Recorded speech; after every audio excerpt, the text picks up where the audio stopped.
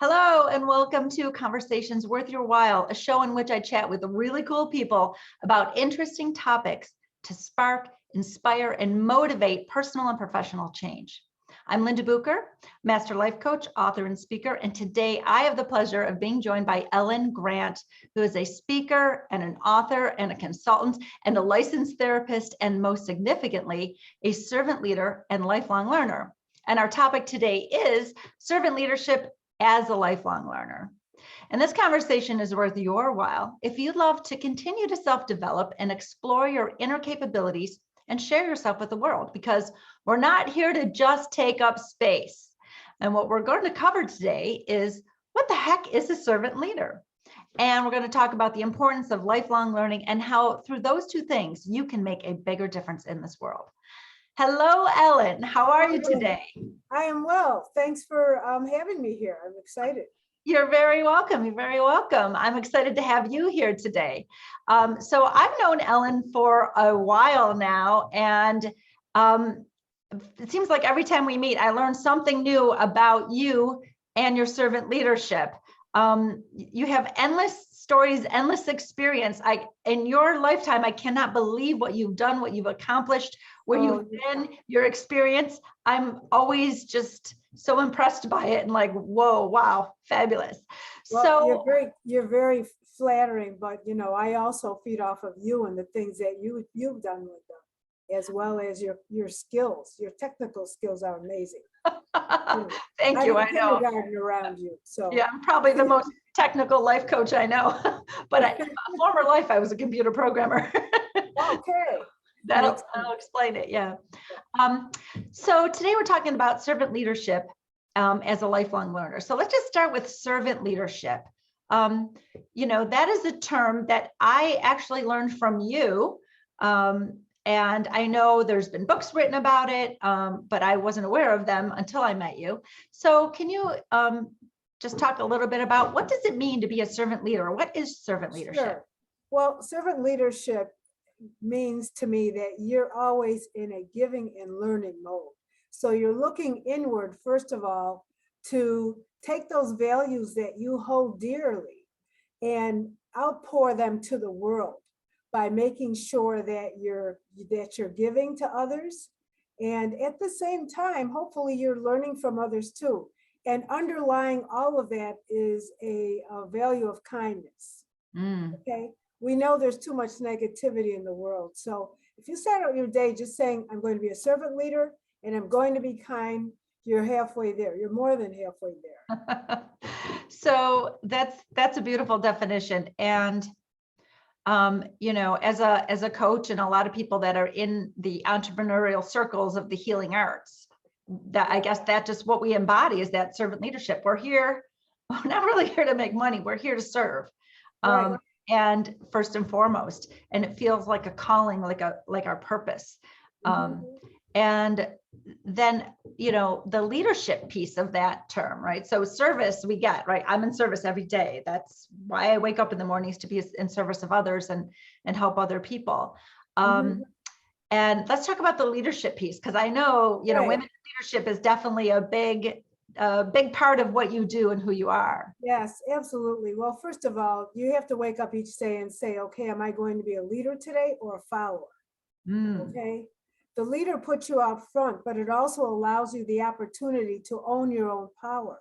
The power that you have within, the power that you can generate. And, sometimes women go into a room and they go in small. Okay. I encourage women to own the room when you walk in there. Walk in with your head held high. Some women go in a room, of people, particularly if there's a bunch of men at the table, and they're, looking down at their feet, they're kind of coasting around, casting around to see, okay, where am I going to sit? No, just go in there, walk like you own the room, and grab a chair and sit down, no matter who's sitting next to you. If it's the person leading the meeting, why not? It shows that you're there to listen and to learn. Right. Now, some people have trouble with that. like you're saying, they naturally just look down. And that's because whether it's conscious or unconsciously, they're having the belief that they're not as much. They're not just as much, you know, just as smart, just as important, have just as much, you know, to contribute as the person sitting next to them. And so that's a matter of confidence, but really what underlies that is, you know, not understanding that they are enough, you know, and that is a big generality, but it's at their core, right? Yes. I am enough, period. Not I am enough because I'm smart, or I am enough because, you know, I'm very good at my job. You know, it has nothing to do with that. It's just I am enough. And without that, the confidence is just fake confidence. It's pretend. Yes, and exactly. People feel and those three words, Linda, I am enough, are things that women should practice every single day if they're having that lack of self-confidence. Practice in front of a mirror, I tell people, especially women, just saying, I am enough. And don't let anyone take that away from you. Don't let anyone try to make you small. Right. Yeah. People can only make us small if we let them. Yes. So that's why, you know, focusing on what's within our own power, right? The I am enough, that's something we need to know at a very core level ourselves. It is something that I definitely work on with each of my clients, because to some extent, everybody has some beliefs of I'm not enough to some extent. As soon as we repair that sense of worthiness, all of your personal power is now at your disposal to use in that kind servant leadership way. It's not about being, you know, like some super villain, I'm powerful now, listen to me and do what I say. It's not that at all. It's once you recognize you have at that cellular level, oh my God, I am enough. Like to know it in the peace, the core of peace that you get to when you know that, then everything changes. All the relationships in your life, all of your power comes back, your confidence, clarity, everything happens. And from that point, what you can do as a servant leader is astounding, just astounding. I went through that personal journey myself. That's how I know this. Well, all of us do, you know, if we're honest with ourselves, we all, you know, go through that struggle, but we get there, you know, those core beliefs, you know, they have to be ingrained in us. We have to work at them. But ultimately, once you have that skill, then boy, let her rip. You got the power, and you should generate that power and use that power to help others too. You know, not just to be narcissistic with it, but to engage, to help others, to teach others, to coach others. That's, you know, both of us are in that field, so we know that's why. Right. And that's what we said, like, we're not just here to take up space, right? We're here to help each other. There's a song, a U2 song, and Bono sings, "We get to carry each other." And it's such a beautiful line. It's a privilege. And I have a client who taught me a word. It's I think it's an Indian word. It's called seva. Have you heard that term? I've not heard seva before. And she said what it means is the honor of serving. It's like not an obligation, it's an honor. It's the privilege. That's what she said, the privilege of serving. Seva, S-E-V-A. I was like, oh, what a beautiful term. What a beautiful. I like that. Yeah. The honor of serving. The honor privilege. Yeah.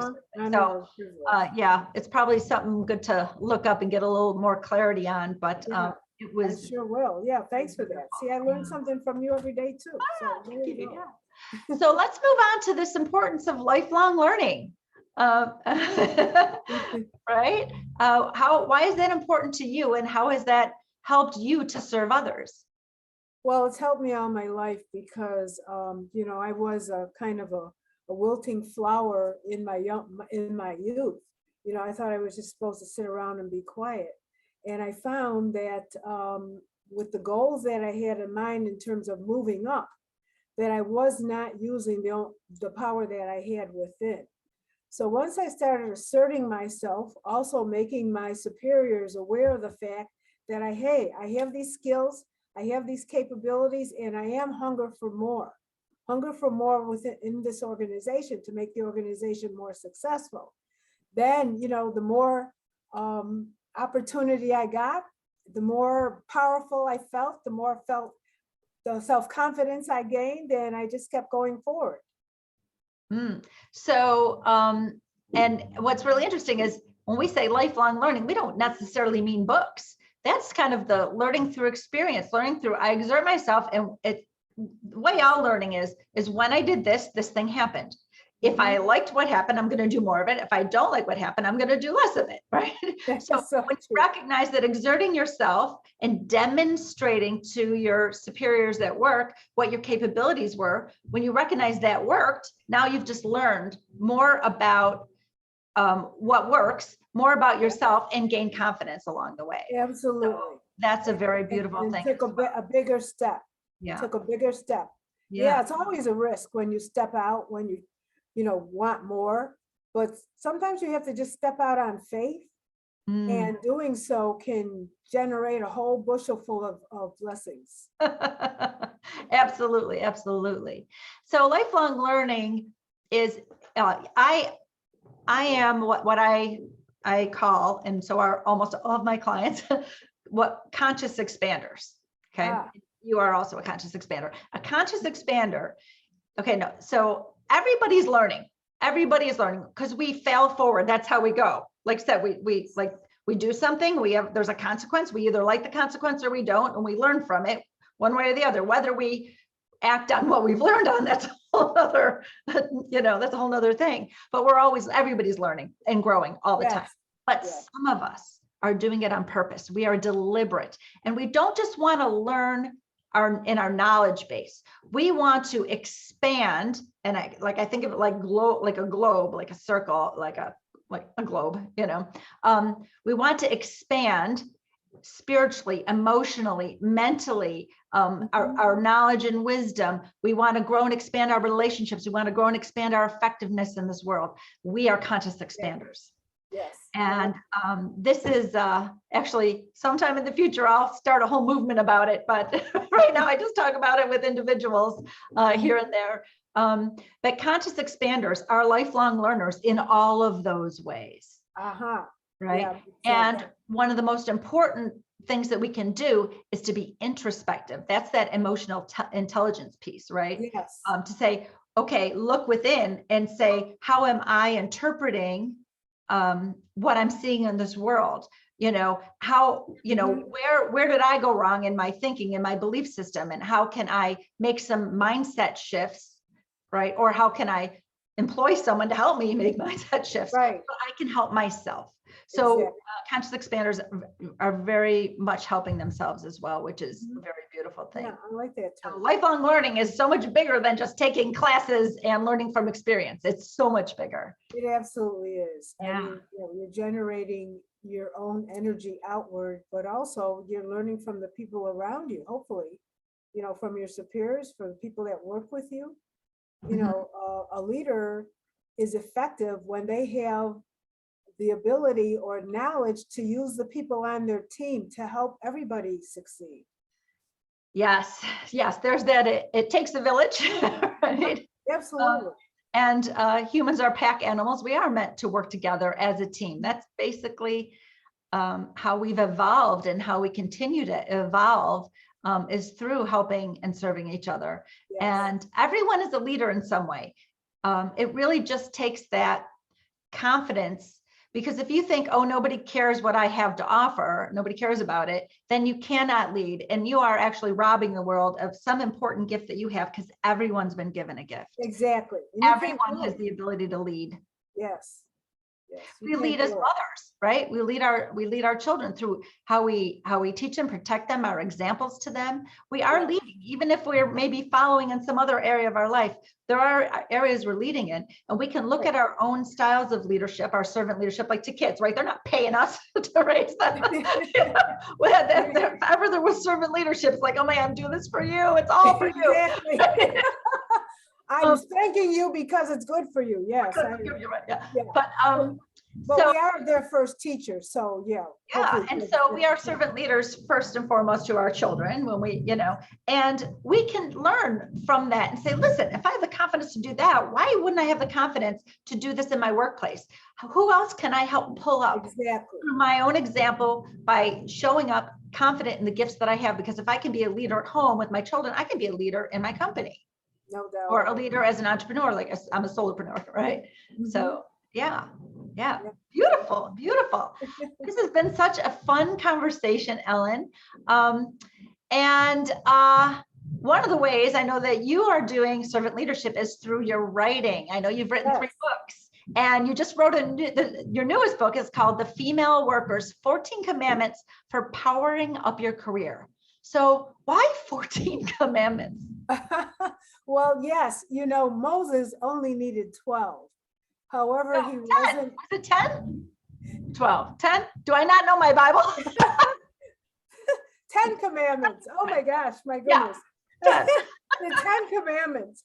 But he wasn't a woman, right? He wasn't a woman, and he was not in a powerful position. So we want women, through reading this book, to feel inspired, to grab their own power within. And don't be afraid of being a leader, just Right. get out there. So Everybody this can is do it. for women who want to power up their career, and it's 14 commandments. These are commandments that you have learned and cultivated throughout all of your years of experience working all over the place, right? You've been like a health commissioner, president of a hospital, you've had a therapy practice. Like, I can't even name all the places and experience that you have. I'm just an old girl trying to get along. But through all of your vast experience, your work experience, your life experience, right? You have boiled it down into 14 commandments that women can use to power up their career and be more effective in the workplace for themselves and for their organizations.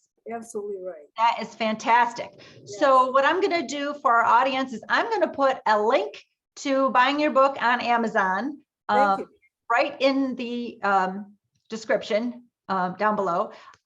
So they will have that, and that's going to be phenomenal for them. And I'll also put a link to your website, so if people want to reach out to you, because I know that you are a consultant, I know that you are a speaker, I know that you are a licensed therapist. So in any capacity, that anyone wants to contact you, I will put that into the resources down below. And also, I have a resource as well.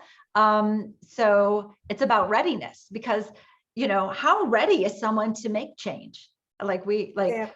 You might want change, you might want to make change within, right? But how ready are you? So I say that most people with a gift to give, which is everybody, right?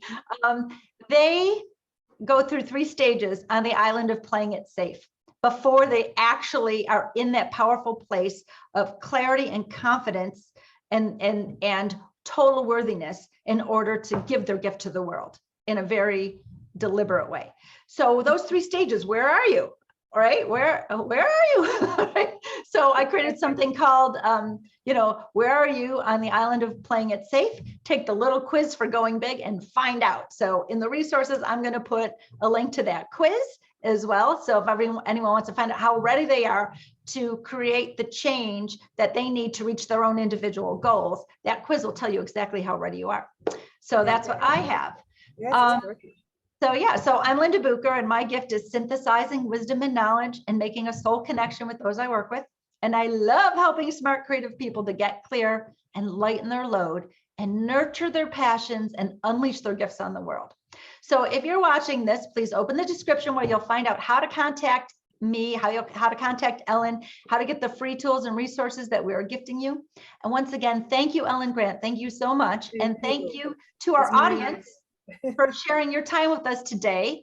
And until next time, make sure that you've made this conversation worth your while by fueling the spark that it ignited. Have a great day.